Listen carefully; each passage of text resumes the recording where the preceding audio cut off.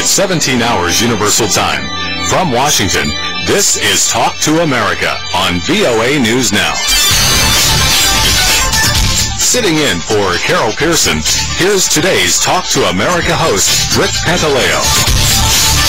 The human mind is considered to be the most remarkable, complex, and mysterious miracles of nature. It allows us to fully function as human beings, giving us the abilities to think, express emotion, communicate, create, and conceive. But best of all, only we have the capabilities of controlling the functions of our own minds. Or do we?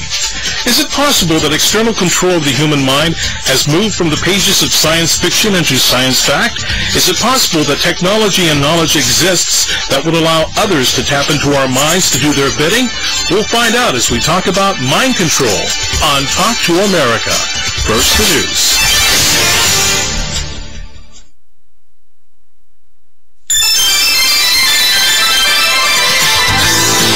Live from Studio 18 in Washington. This is Talk to America with Rick Pantaleo.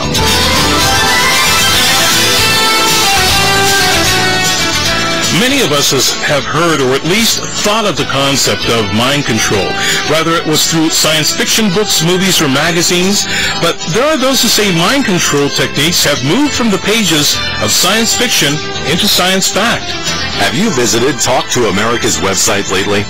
If you have internet access, we invite you to log on to www.voanews.com/talk. There you will find information on upcoming and past shows, links to listen to or watch Talk to America on your computer, and you can even meet our staff. Now, stay tuned and join us for today's Talk to America. And I'd like to welcome my guests to our program today. First of all, joining me in studio, we have Professor Christopher Simpson. He is an Associate Professor of Communication at American University here in Washington, D.C. He has also written several books, including Science of Coercion, Communication, Research, and Psychological Warfare, 1945 to 1960. He also wrote The Splendid Beast, Money, Law, and Genocide in the 20th Century, and his latest book is called War Crimes of the Deutsche Bank. And welcome to the show, Professor Simpson. Thanks, Rick. I'd also like to welcome on the telephone, joining us from Hamilton, Ontario, Canada, is Eleanor White. She is a semi-retired engineer, and she is working to expose and stop psychoelectronic experimentation on involuntary test subjects. And she has also created and maintained a website on this topic, and the web address is www.raven1.net. And I'd like to tell our listeners and viewers, if you have any questions, comments, or opinions, this is one of those topics that I think you probably have quite a few questions about. Please give us a call. Make the call collect. Our number is 202-619-3111. The U.S. country code is 1. Make the call collect, and we'll pay for it. Okay, first question, and I think I'm going to ask Eleanor White this question. Is mind control real?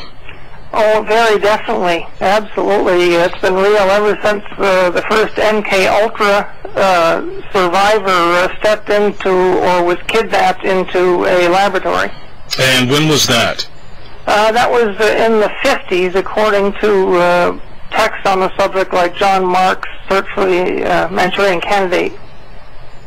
And, Professor, I'm going to ask you the same thing. What is your concept of mind control? Is it something real, or is it still science fiction? Well, the term mind control is a very loaded term, you know, and so sometimes it gets in the way of actually understanding these things. But Eleanor's main point that these types of drug-based and electric neural testing and manipulation programs do exist. They have existed for some time. She's right about that. There are some circumstances where these sorts of things become almost like torture, in prisons particularly, in so-called reform schools, in certain types of hospitals. Now, having said all that, most of the manipulation that occurs is done of groups of people, rather than just one or two people at a time, or even 100 or 200 test subjects. So Eleanor's right on the mark that there are these kinds of abuses. It's a very serious matter. the main type of social manipulation is done by groups of people at a time, or done to groups of people at a time. Once again, you mentioned, and I've seen through reading about this particular subject, that it is a wide area. I mean, some people even consider things like background music and television advertising, radio advertising as a form of mind control, brainwashing. Now, that's another term.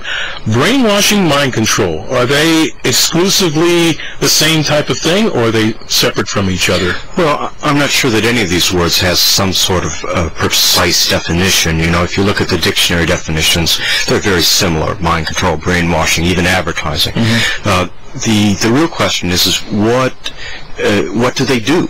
Right? What effect do they have? How successful are they, and so on? How they fit into the bigger cultural pictures?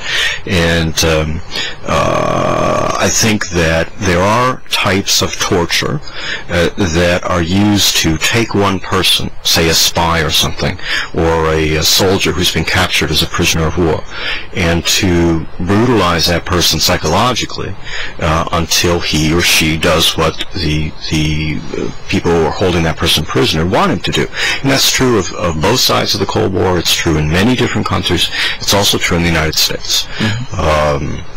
Now, that's one sort of thing.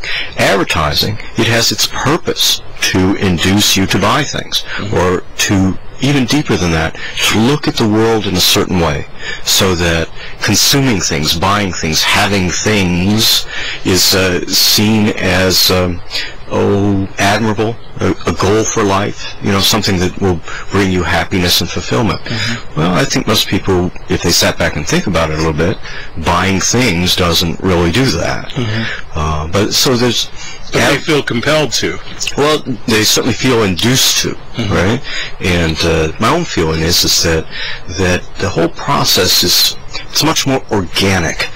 In other words, the idea of advertising and a lot of this cultural communication is to grow things and behaviors up from the inside, as distinct from imposing them on the outside.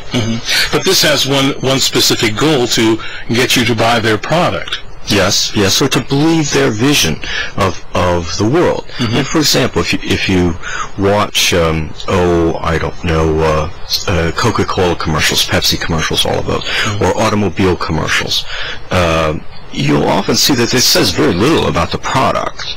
What it says is oh, this is pretty, this is beautiful, the women are supposedly beautiful, the men are supposedly handsome, so forth and so on, and they're all sort of excited, right, having fun, laughing, and lots of people say, well, gee, you know, I'd like to have fun, you know, I want to be one of those type of people. Exactly right, exactly right. And so when you hear that message 5,000, 10,000, 20,000 times, which, you know, you can do in, 6 months if you watch TV regularly. Or, well, 1 year. Okay. Anyway, you can hear it a lot. Then many people start to internalize it. And it becomes almost second nature to think, oh, soda, happiness, youth, excitement. So therefore, oh, I'm going somewhere, I want a soda. That's how advertising works. Now, while we're on the topic of advertising, and once again, Eleanor, if you know something that strikes something in your mind, let us know. Jump right in. But is this related also to subliminal messages? Are you talking to me? Yeah.